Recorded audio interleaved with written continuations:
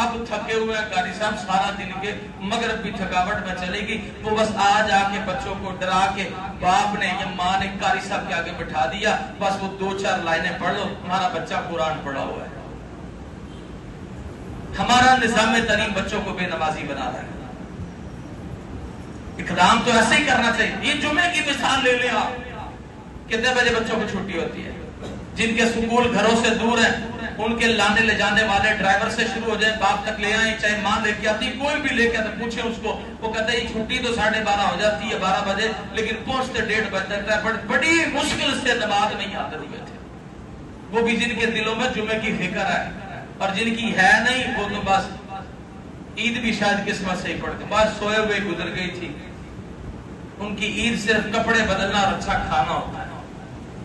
تو یہ نظام تعلیم، یہ انداز زندگی بے نمازی بنا رہا ہے۔ دادا بے نمازی، ابا بے نمازی، بچہ بے نمازی، خاندانوں کے خاندان، محلے کے محلے، ہاں جی، اقتدار میں بیٹھے حکمران سارے بے نمازی، اللہ ماشاءاللہ جن کو اللہ نے سمجھ دی ہے کتنے فیصد نماز پڑھنے والے ہیں۔ تو یہ تربیت گاہ ہے، اسکول ادارے تربیت گاہ ہے۔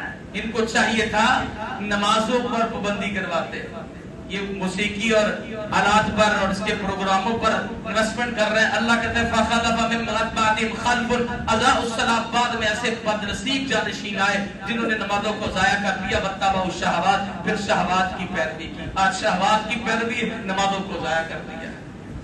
نبی علیہ السلام نے فرمایا 7 سال کا بچہ ہو جائے نماز کی نسبت دو، 10 سال کا اور نہ پڑھے اسے سرزنش کرو۔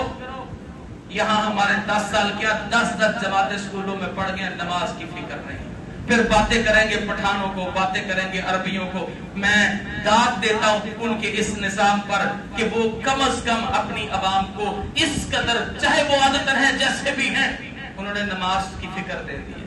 سفر میں ہیں، حضر میں ہیں، اسکول میں ہیں، پارک میں ہیں، کہیں بھی ہیں، وہاں ماحول دیا ہے، مساجدیں بنائی ہیں، فکر دی ہے، پارکوں میں صفحے بنی لوگ نماز پڑھ رہے ہیں۔ لیکن یہ کیسے آئے گا؟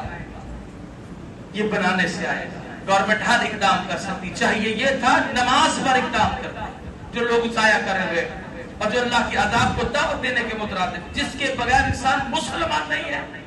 اللہ نے قرآن پاک میں کہا کہ اولئک کالانعام، یہ بدترین ہے چوپایوں کی طرح، بل ہم اضل، بلکہ ان سے بھی گندے ہیں۔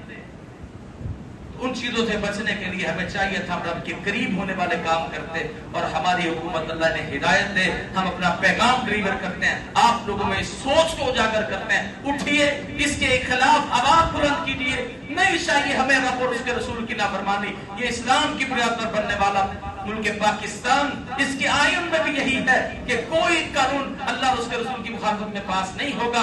آج ہم اس کے خلاف اپنی آواز کو بلند کرتے ہیں۔ اللہ اس حصے کو اپنی بارگاہ میں قبول فرمائے، ہمیں سوچ اور فکر عطا فرمائے۔